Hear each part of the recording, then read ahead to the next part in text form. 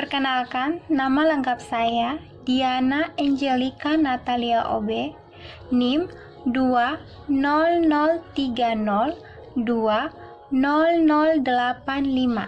kelas C, semester 1, jurusan Administrasi Bisnis, Fakultas Ilmu Sosial dan Ilmu Politik, Universitas Nusa Cendana Kupang 2020-2021.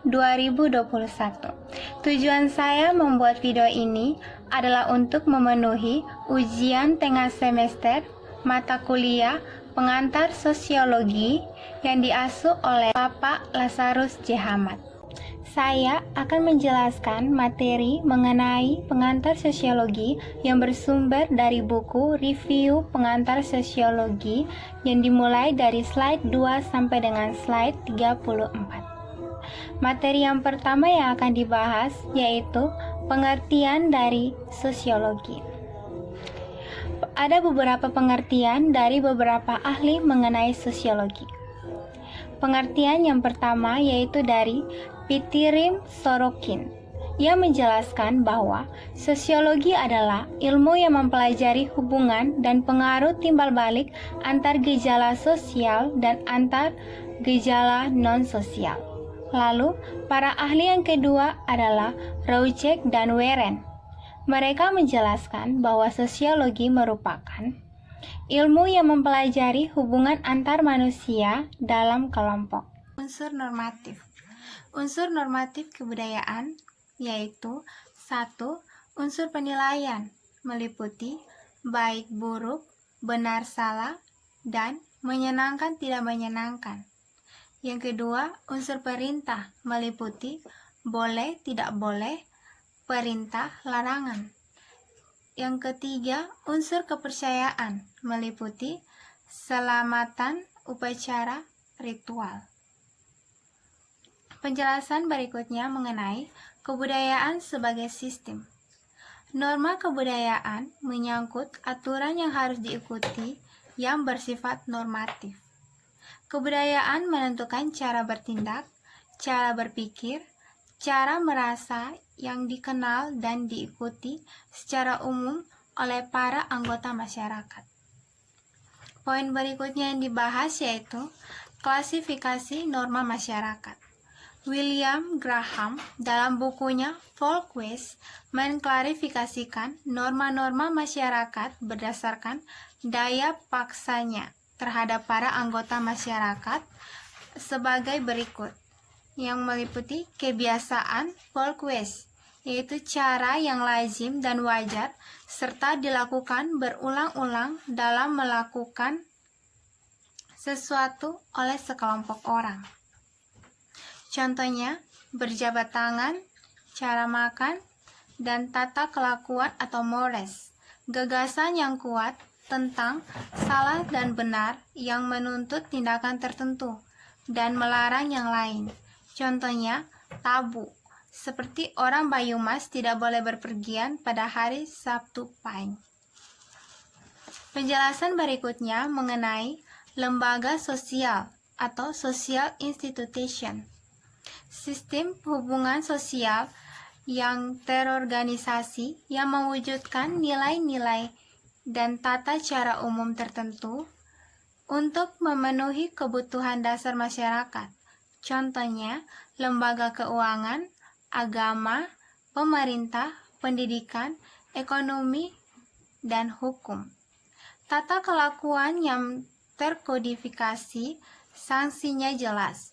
Contohnya, KUHP, Undang-Undang Kesehatan, dan Undang-Undang Perlindungan Anak. Yang berikutnya, nilai. Gagasan tentang apakah pengalaman berarti atau tidak berarti. Contohnya, nilai tentang virginitas perempuan ideal. Poin berikutnya yang dibahas yaitu kebudayaan dan kepribadian. Setiap masyarakat memberikan pengalaman tertentu yang tidak diberikan masyarakat lain kepada para anggotanya. Ditimbul konfigurasi kepribadian yang khas dari para anggota masyarakat tersebut disebut modal personality atau Du Bois. Sebagian besar ciri kepribadian dimiliki oleh sebagian besar anggota masyarakat tersebut. Kebudayaan moral, misalnya, orang Jawa halus dan tidak suka terus terang, sementara berbeda sekali dengan orang Batak. Kebudayaan modal hanya berlaku pada masyarakat sederhana dengan kebudayaan yang solid. Poin berikutnya yang dibahas yaitu relativisme kebudayaan. Fungsi dan arti suatu unsur adalah berhubungan dengan lingkungan atau keadaan kebudayaannya. Kita tidak bisa menganalisis kelompok kebudayaan lain dengan motif, kebiasaan, dan nilai-nilai kita. Relatif kebudayaan, contohnya, bagi masyarakat Indonesia, hamil sebelum menikah adalah hal yang buruk. Sementara bagi masyarakat suku Botok di Filipina adalah hal yang baik, sebagai bukti bahwa wanita tersebut subur. Bagi orang Madura, melakukan pembunuhan dalam carok adalah mulia karena membela harga diri dan kehormatan.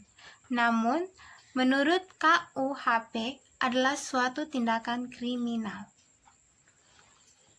Poin berikutnya yang dibahas yaitu etnosentrisme dan xenosentrisme.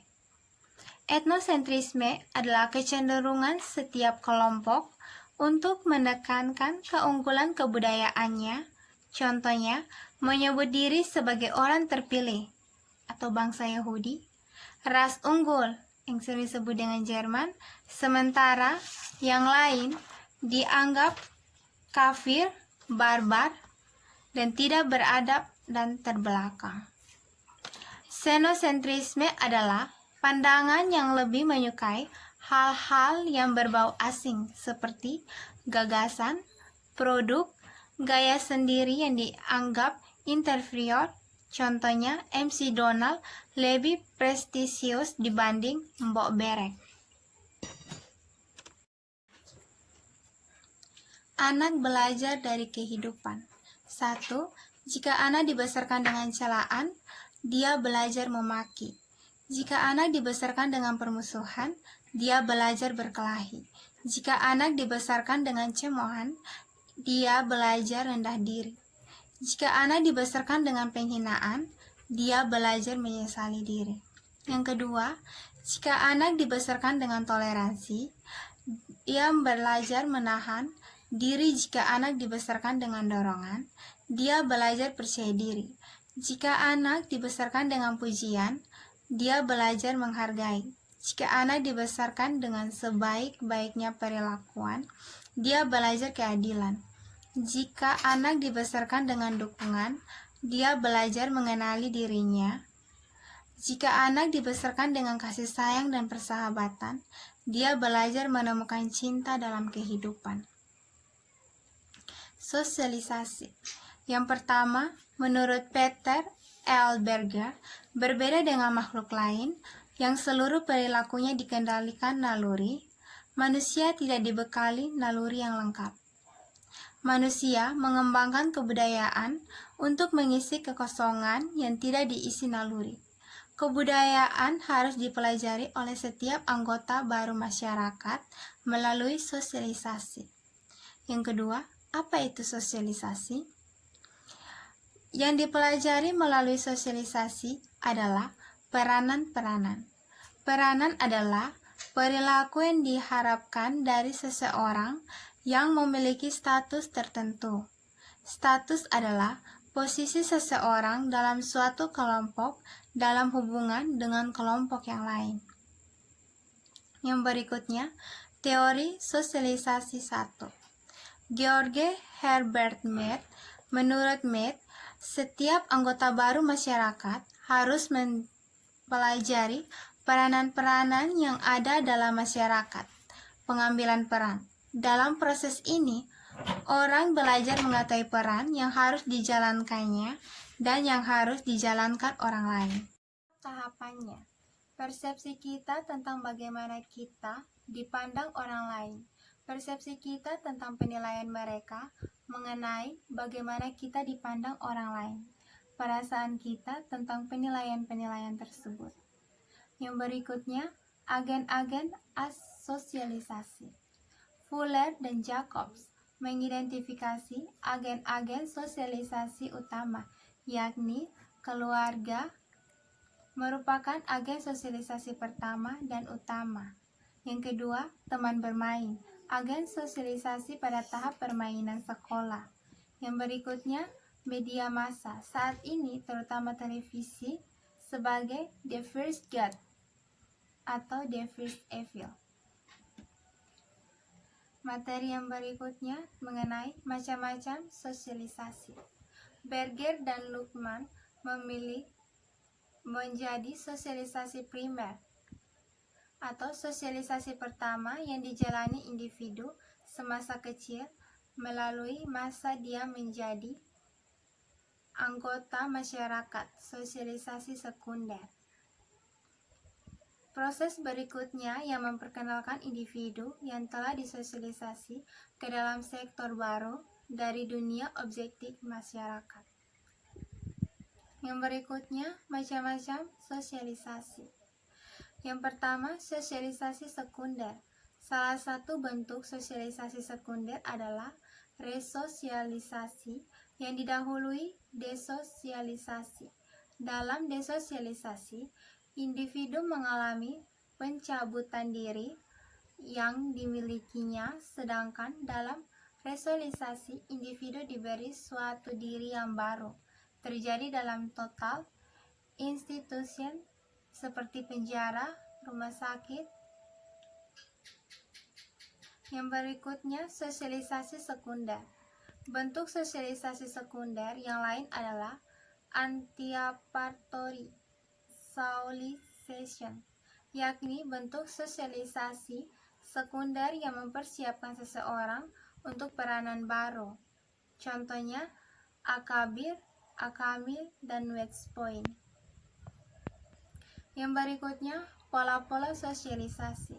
Yang pertama, Jagger memilahnya menjadi repressive socialization, menekan pembangunan hukum terhadap kesalahan. Artinya, penekanan pada hukuman dan imbalan menuntut kepatuhan pada hukuman anak. Komunikasi satu arah, non-verbal, dan berisi perintah. Tekanannya pada keinginan orang tua, keluarga sebagai significant other. Yang berikutnya, participatory socialization. Penekanannya pada interaksi komunikasi anak menjadi pusat sosialisasi kebutuhan anak penting, keluarga sebagai generasi order. Interaksi sosial. Pendahuluan. Interaksi sosial merupakan hubungan sosial yang dinamis menyangkut hubungan antar individu, antar kelompok, atau antar individu dengan kelompok. Interaksi sosial didasari oleh berbagai faktor, meliputi imitasi, sugesti, identifikasi, dan keinginan seseorang untuk seperti orang lain, dan simpati. Yang berikutnya, syarat interaksi sosial. Suatu sosial hanya mungkin terjadi apabila memenuhi dua syarat. Ada kontrak sosial dan ada komunikasi. Definisi situasi. Konsep definisi situasi berasal dari William Isaac Thomas. Menurutnya, seseorang tidak langsung memberikan reaksi manakala dia mendapat rangsangan dari luar. Tindakan seseorang selalu didahului tahap penilaian dan pertimbangan. Rangsangan dari luar diseleksi melalui proses yang disebutnya definisi atau penafiran situasi. Dalam proses ini, individu memberikan makna atas rangsangan yang diterimanya. Menurut Thomas, jika orang mendefinisikan situasi sebagai nyata, maka akibatnya akan nyata. Berikutnya tentang dramaturgi. Dramaturgi mengemukakan pemikirannya tentang interaksi sosial. Menurutnya, individu yang berjumpa dengan orang lain akan mencari informasi mengenai orang yang dijumpainya atau menggunakan informasi yang dimilikinya, antara lain untuk mendefinisikan situasi. Dalam setiap perjumpaan, masing-masing memperoleh kesan atau expression. Expression dibedakan menjadi expression given dan expression given off.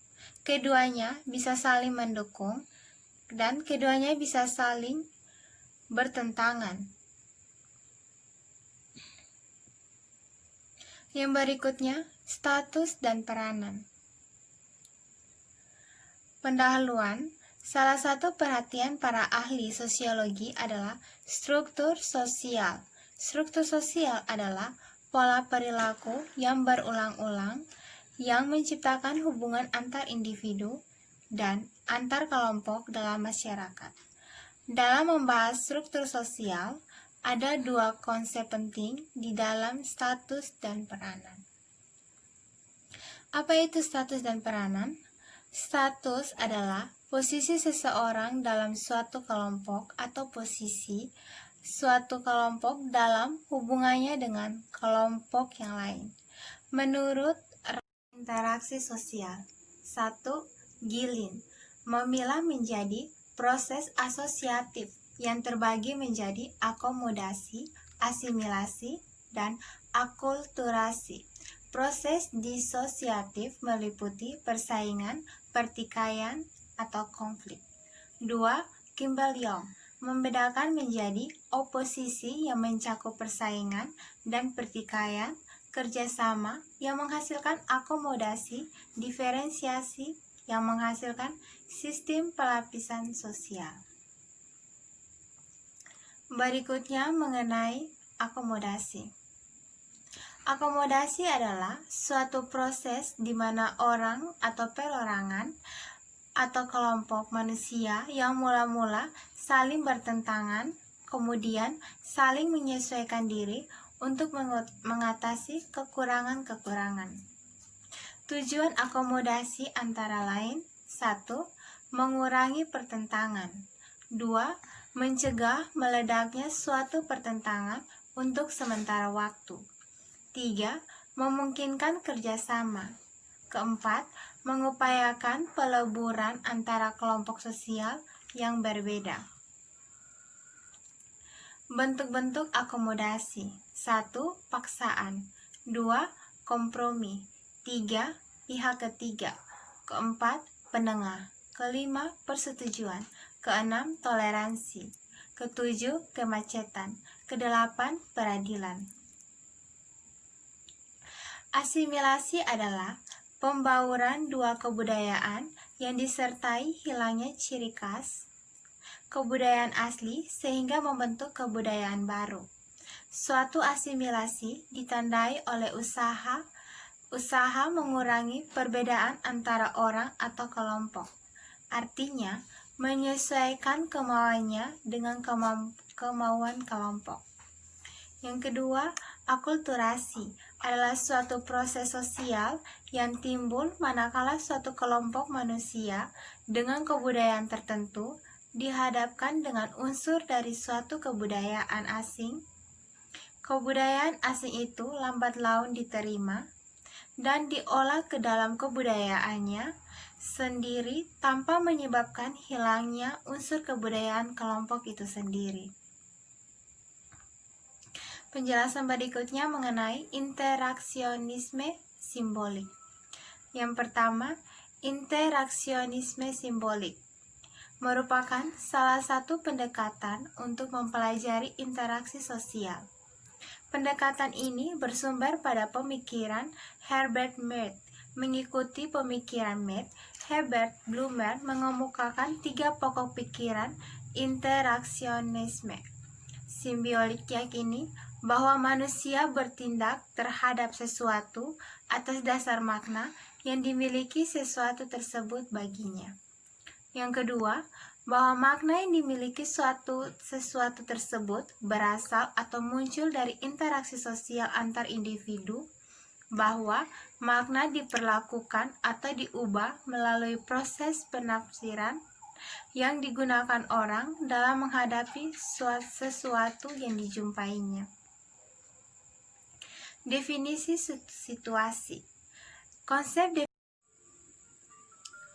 status adalah posisi seseorang dalam suatu kelompok atau posisi suatu kelompok dalam hubungannya dengan kelompok yang lain. Menurut Raplington, peranan adalah perilaku yang diharapkan dari seseorang yang memiliki status tertentu.